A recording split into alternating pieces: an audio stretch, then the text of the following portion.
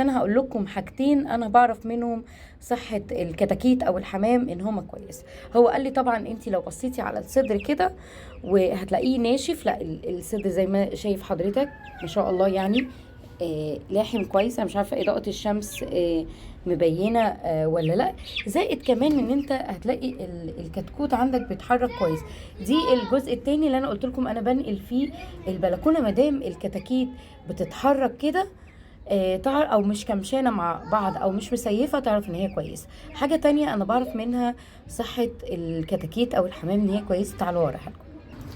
وهي شكل الزبل بتاعهم. انا بعتذر من المنظر بس مهم انت كمربي تباشر اول باول الزبل. شايفين الزبل عندنا متماسك، مفيش سيلان، مفيش حاجات بيضة زي الحمام بالظبط اهو. فكله حتى البني دوت عادي جدا، مفيهوش اي ضرر في كله. فانت تعرف ان الحمام او الفراخ ما عندهم